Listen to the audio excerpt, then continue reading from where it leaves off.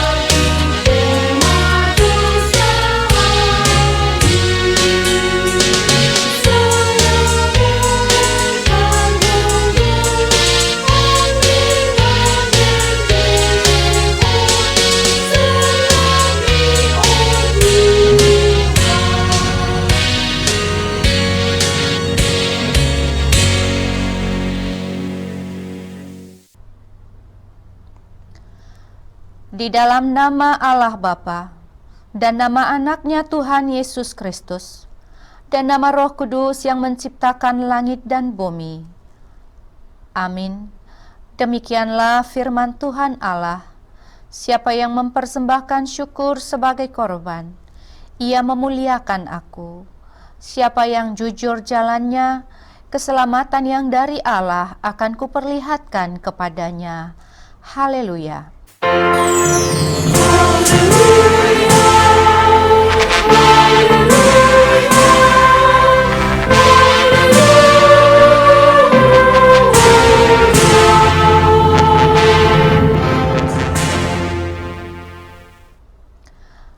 Marilah kita berdoa. Ya Tuhan Allah yang Maha Kuasa, Bapa kami yang di sorga, kami mengucapkan terima kasih kepadamu, karena Engkau telah mengutus anak-Mu yang tunggal itu, membebaskan kami dari kuasa iblis. Kami memohon kepadamu, peliharalah kami di dalam firman-Mu, agar kami kuat pada waktu kesesakan dan penderitaan. Ampunilah dosa dan pelanggaran kami terhadap firman-Mu yang kudus. Bukalah hati kami dengan Roh-Mu yang kudus, dan terimalah kami masuk ke dalam hidup yang kekal, supaya di sana kami memuji nama-Mu sampai selama-lamanya. Di dalam Tuhan Yesus Kristus Tuhan kami. Amin. Kita bernyanyi buku ND 128 ayat 4, Ditada Debatata.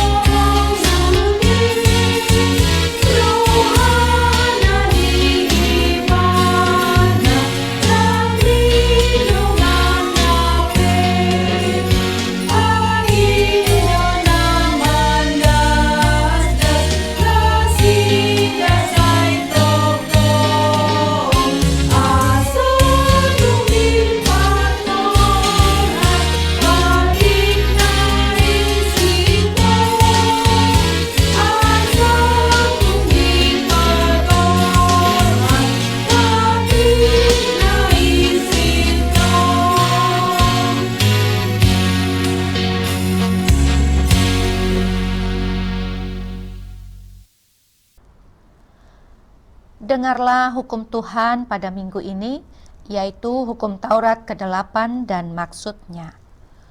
Hukum Taurat ke-8. Jangan engkau mencuri.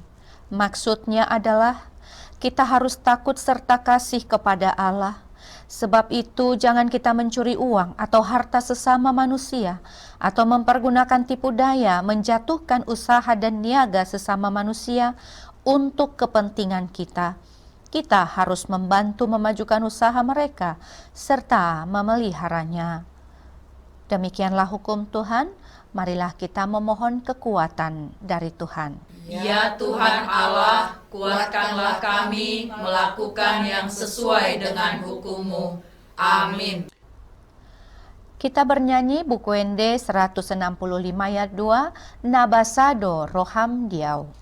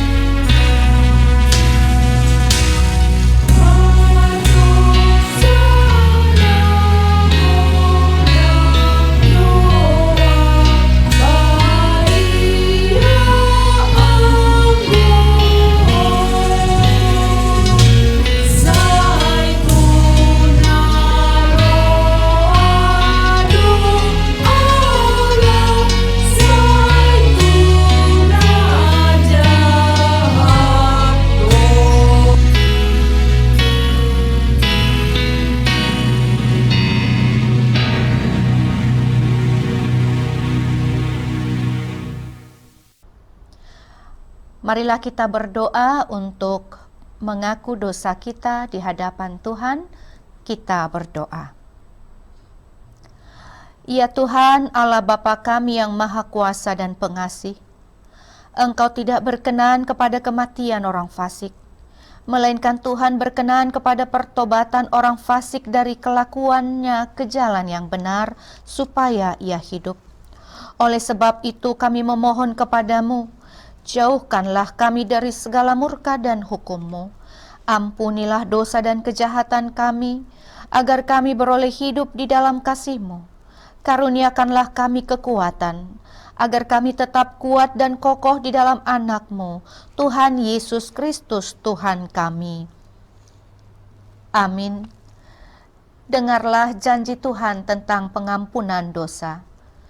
Marilah kepadaku semua yang letih lesu dan berbeban berat. Aku akan memberi kelegaan kepadamu. Pikulah kuk yang kupasang dan belajarlah kepadaku. Karena aku lemah lembut dan rendah hati, dan jiwamu akan mendapat ketenangan. Sebab kuk yang kupasang itu enak, dan bebanku pun ringan. Kemuliaan bagi Allah di tempat yang maha tinggi. Amin. Kita bernyanyi buku Ende 775 ayat 1, Unang Holsoan.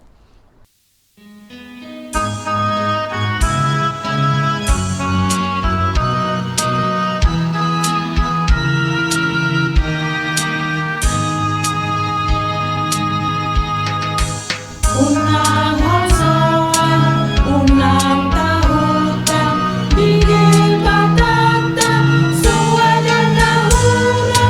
Unang Holsoan, unang mabiat, mapusi bibata.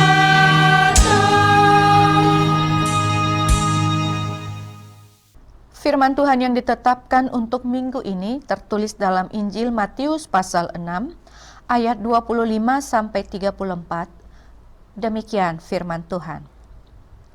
Karena itu aku berkata kepadamu, janganlah khawatir akan hidupmu, akan apa yang hendak kamu makan atau minum, dan janganlah khawatir pula akan tubuhmu, akan apa yang hendak kamu pakai.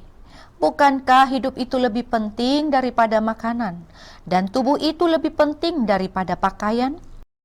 Pandanglah burung-burung di langit yang tidak menabur dan tidak menuai dan tidak mengumpulkan bekal dalam lumbung, namun diberi makan oleh Bapamu yang di sorga. Bukankah kamu jauh melebihi burung-burung itu? Siapakah di antara kamu yang karena kekhawatirannya dapat menambahkan sehasta saja pada jalan hidupnya? Dan mengapa kamu khawatir akan pakaian?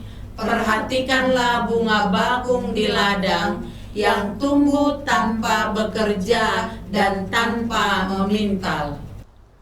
Namun aku berkata kepadamu, Salomo dalam segala kemegahannya pun tidak berpakaian seindah salah satu dari bunga itu. Jadi jika demikian Allah mendandani rumput di ladang yang hari ini ada dan besok dibuang ke dalam api, tidakkah Ia akan terlebih lagi mendandani kamu, hai orang yang kurang percaya? Sebab itu janganlah kamu khawatir dan berkata, apakah yang akan kami makan? Apakah yang akan kami minum? Apakah yang akan kami pakai? Semua itu dicari bangsa-bangsa yang tidak mengenal Allah. Akan tetapi Bapamu yang di sorga tahu bahwa kamu memerlukan semuanya itu. Tetapi carilah dahulu kerajaan Allah dan kebenarannya, maka semuanya itu akan ditambahkan kepadamu. Sebab itu janganlah kamu khawatir akan hari besok, karena hari besok mempunyai kesusahannya sendiri. Kesusahan sehari cukuplah untuk sehari. Demikianlah firman Tuhan. Berbahagialah orang yang mendengar firman Allah serta memeliharanya. Amin. Kita bernyanyi dari buku ND 697 ayat 2, Molohodo Huihuton.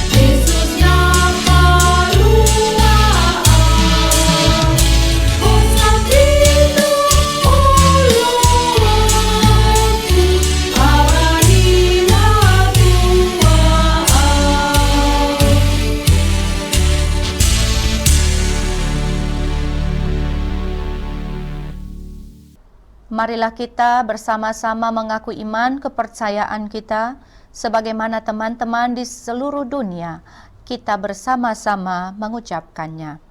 Aku percaya kepada Allah, Bapa yang Maha Kuasa, Khalik langit dan bumi.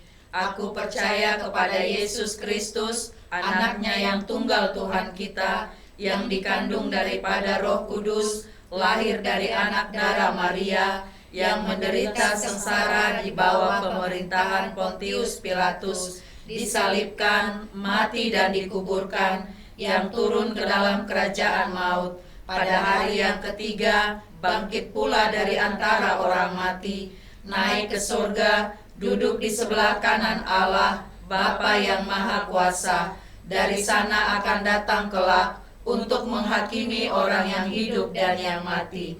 Aku percaya kepada Roh Kudus dan adanya satu gereja yang kudus dan am, persekutuan orang kudus, pengampunan dosa, kebangkitan daging, dan hidup yang kekal. Amin.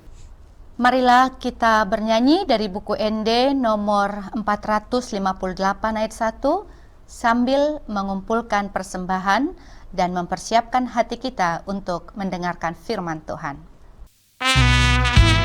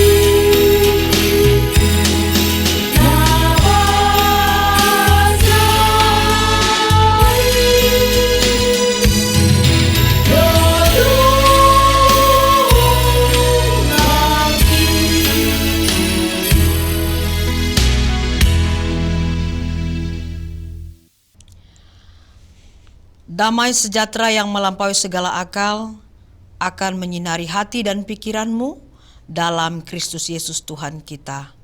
Amin.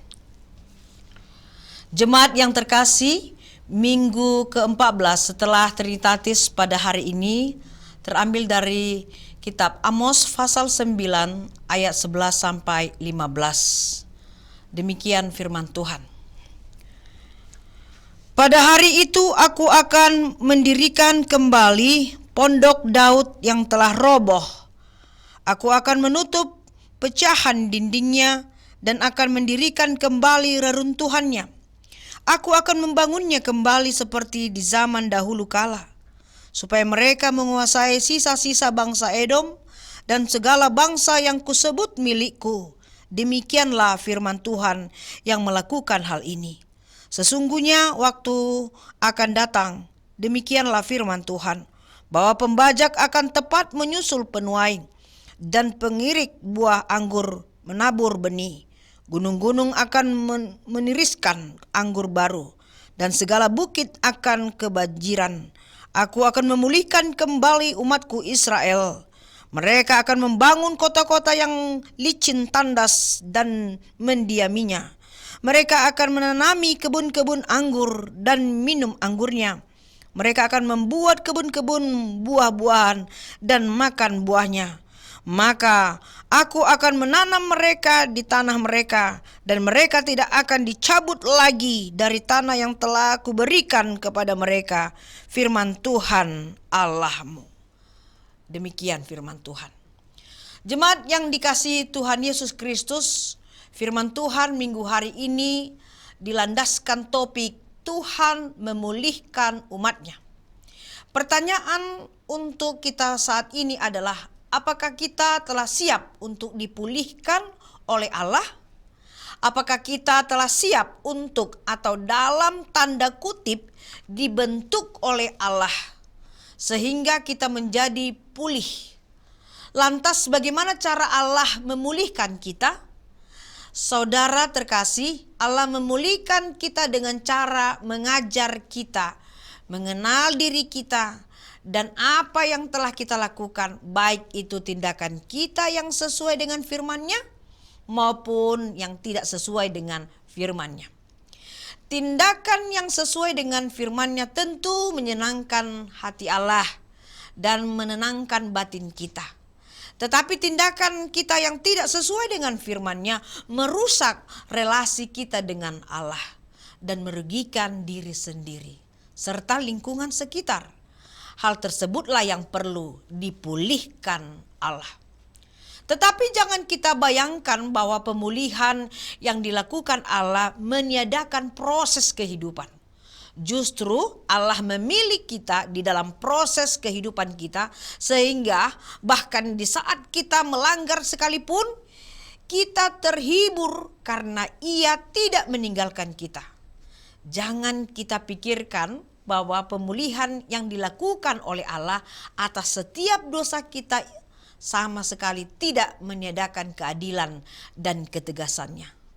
Di dalam kasih-Nya yang memulihkan, Ia adil dan tindakannya dengan menghukum kita atas segala dosa kita.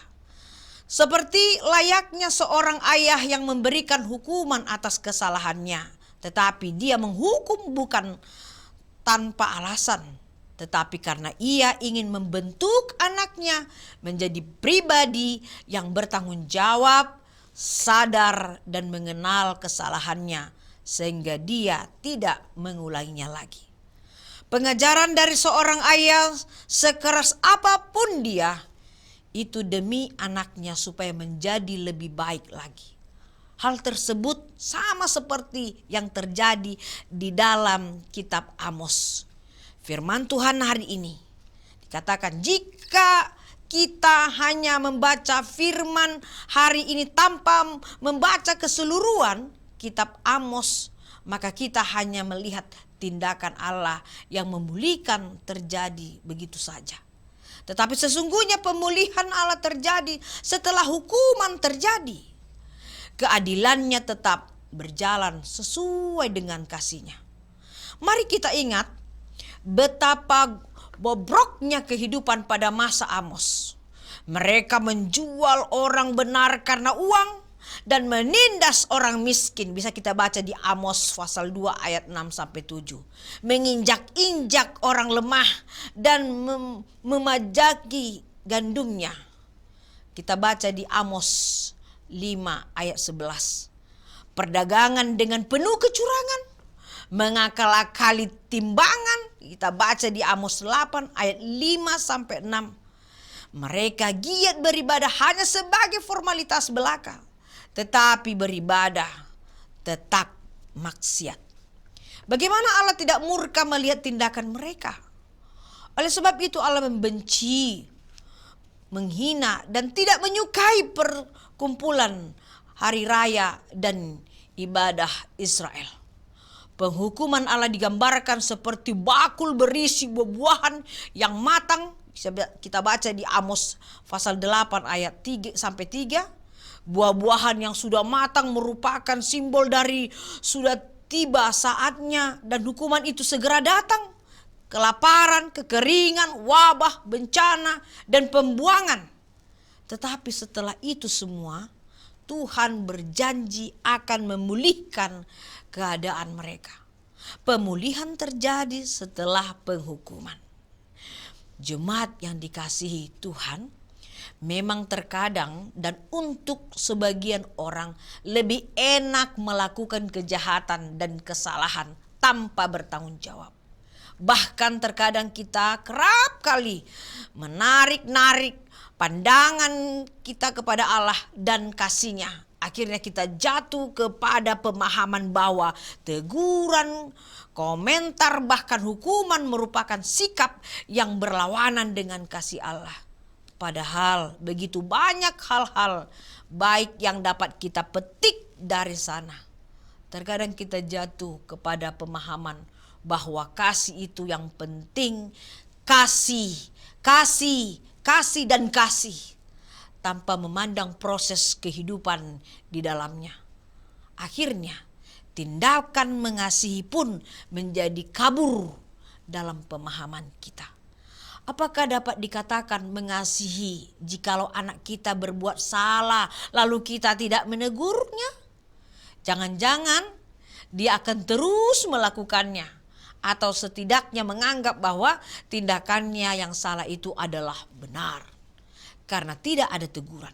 Atau jangan-jangan kita justru telah tumbuh dalam budaya anti teguran, tidak mau ditegur, baper dan cengeng. Bahkan jangan-jangan kita justru memandang teguran sebagai tindakan yang tidak mengasihi, kejam dan kolot. Makna teguran dan hukuman bukanlah untuk membuat jerah saja, tetapi tanda kasih itu sendiri. Orang tua menegur anaknya karena kasihnya. Dia sayang kepada anaknya supaya anaknya menjadi lebih baik. Justru tindakan tidak menegur merupakan tanda dari ketidakpedulian dan acuh tak acuh. Dia tidak meninggalkan kita sebagai dia tetap bersama dengan kita. Ingatlah itu saudara.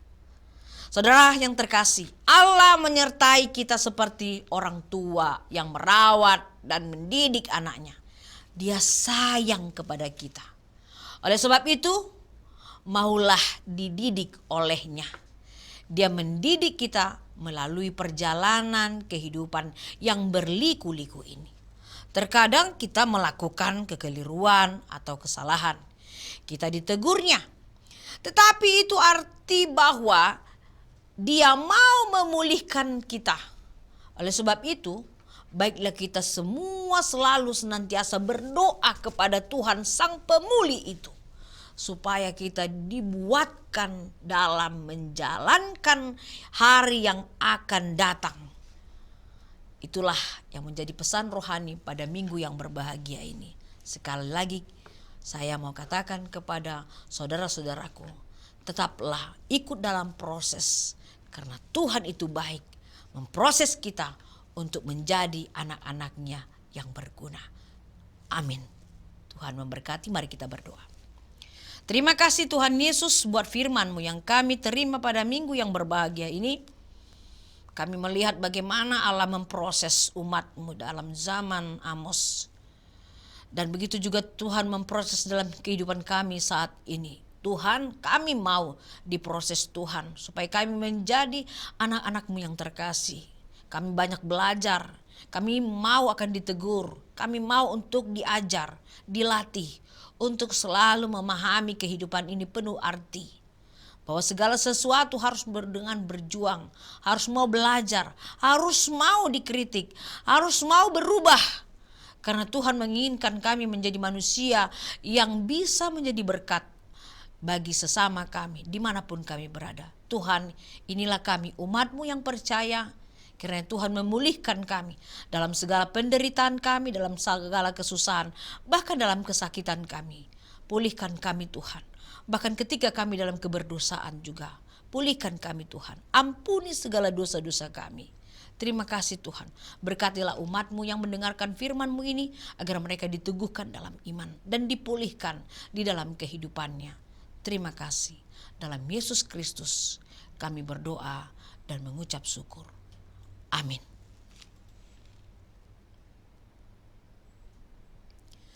Saudara, kita bernyanyi dari buku ND nomor 761 ayat 1.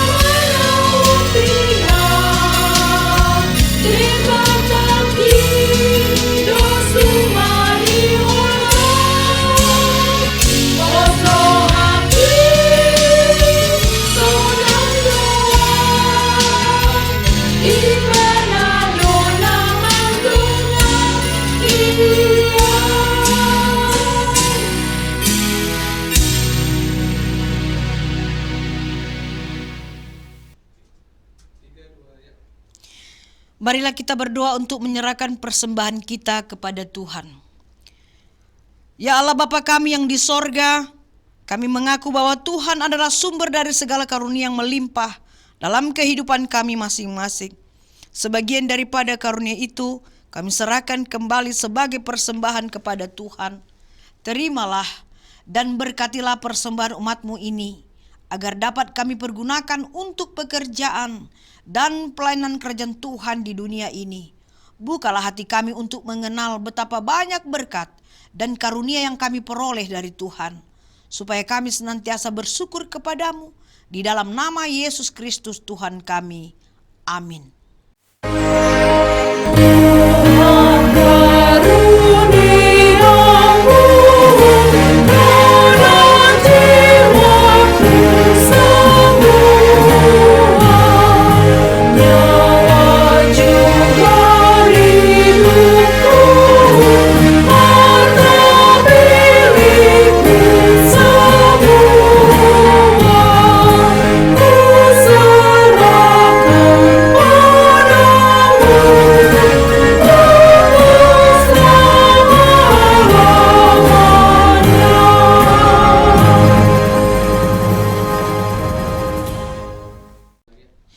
Bapa kami yang di sorga, dikuduskanlah namamu, datanglah kerajaanmu, jadilah kehendak-Mu di bumi seperti di sorga.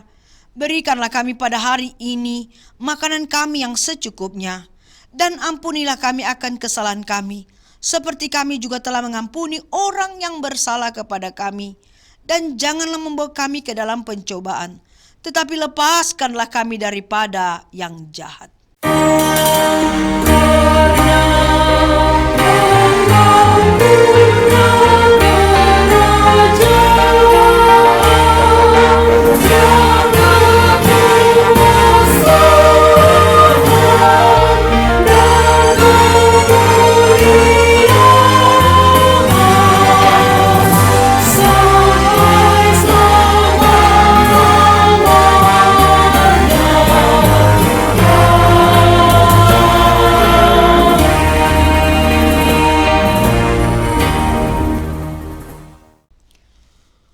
Tuhan memberkati engkau dan melindungi engkau.